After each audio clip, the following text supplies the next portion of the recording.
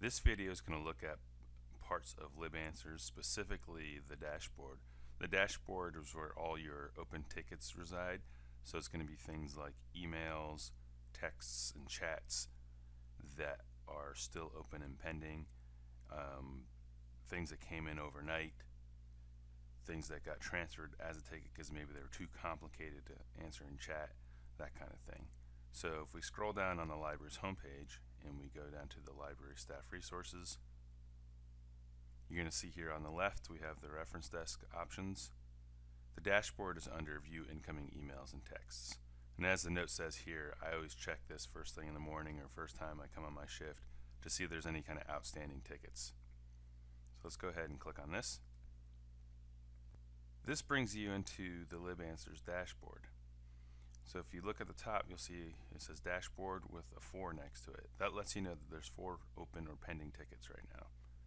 If I scroll down, you're going to see the 4 tickets that are available, and we'll see their status, which is not super important right now. We'll see what queue they're coming out of, so it either say Florum or Metropolitan. We'll see the actual question being answered by the person, so we can take a look at the question by hovering over this quick look and clicking on the eyeball. In this case, it's a question submitted by me to the system, which is why it has this do not claim this email please, but this would be the actual person's question, and it's telling me it was directed to the Florum library queue.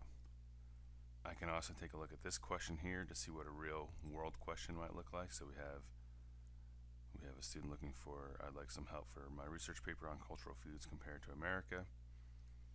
And as we can see here on the right, that the bottom 3 are claimed by somebody. So these aren't technically open for me to work on. They're already being worked on by Eleanor and Nicole.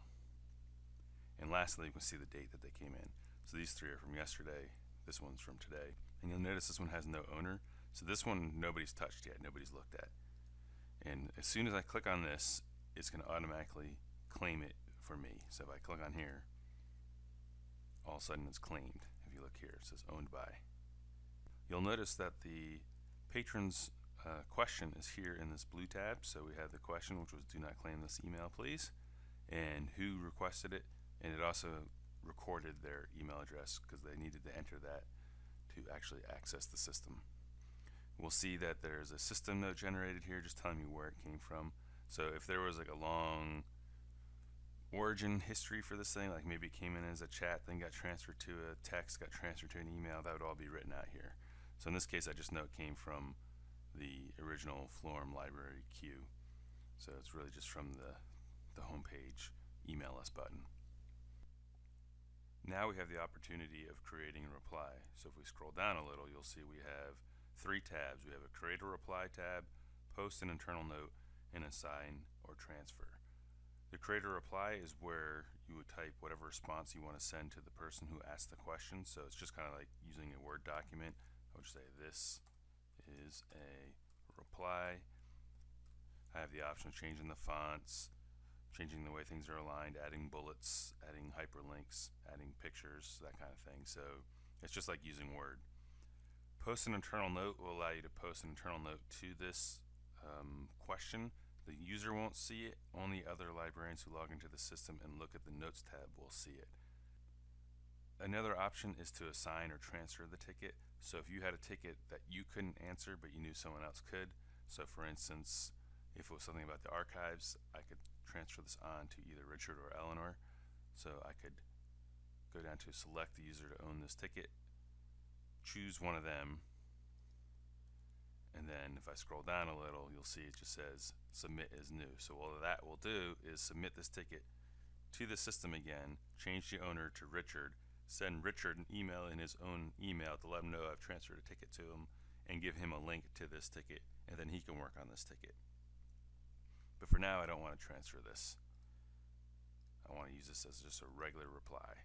So just pay attention when you're on these tabs that the highlighted tab is the one you're actually submitting when you hit the button down here. So let's say I really just want to write a reply to this person. I've come up with my reply. So maybe I want to attach a file, maybe I have an article I want to send them. I can click this click to choose files button here, and it will bring me out to your standard kind of browse for files interface. I'm going to just click on a Word document, hit open, and you'll see my document appears here. So this will appear as an attachment in the email that the person gets when you hit the respond or the submit button. I don't want this right now, so I'm just going to get rid of it by clicking on the garbage can and saying yes, delete this file. So let's say I feel like I've answered the question that the patrons asked me, or I've asked them more questions. I just want to respond to them right now. Nothing has gone to the patron yet until you hit this blue submit button, and then it will actually send off an email. But before that, you have to decide, do you want to add this transaction to the reference statistics? Is it something that's closed? So for instance, if someone's asking us if we have a particular book and you answer yes or no, then you could kind of consider that question closed. You answered the question, there really is no expectation of follow-up. So in that case, you would fill out the reference transaction form like you would for any other transaction, and you would submit as closed. Sometimes though, it's going to be more of a conversation back and forth through the system. So a student might say, I need help with research. You find out, or you ask them, what help do you need, or what are you trying to research? And then you're expecting them to reply back to you. In that case, you would not fill out this reference analytics form because you're not done with that transaction. And instead of submitting as closed, you would submit as pending or open. Either one of these is fine. It really doesn't matter which one you choose. They have these little descriptions next to them telling you what to use them for, but the reality is it's just a way of marking it on our end and letting us know that we're still working on this question. You'll notice above the analytics form you have a add to FAQ group button. You don't want to do that, just leave this as is. We're not adding reference transactions to our FAQ. We're going to do those independently if we do add any. As far as add to analytics, it's always going to be reference transactions because that's the only analytics we have. We don't have any other options. So if I go ahead and click on this, you'll see the only other option is not to add it to analytics. So now let's say I feel like I've answered the question and I think that it was a closed-ended question and I'm ready to submit this. I would just choose my location. It was a student I was working with. It was 1 to 5 minutes. It was a directional question. It was virtual. We talked about the print circulating collection. I don't know their area of research, so I'm going to leave this blank. I hit submit as closed. So now if we scroll up, we're going to see the patron's reply, or the original question, the system note again, my reply, and if the patron does decide to reply, it will reopen that ticket and put their reply right below where my reply is, and I'll have the option of creating another reply. So that's essentially how to use the ticket system in a nutshell. If I go back to the dashboard, you'll see we've gone from 4 to 3. That one I had open since I closed it is now gone. It's actually over in the reference analytics side now. One thing to pay attention to is how these questions are coming in. So in this case it's system, which means it's the email form. SMS down here means it came in as a text. It also might come in as a transfer, which means it came from chat and got transferred into the system.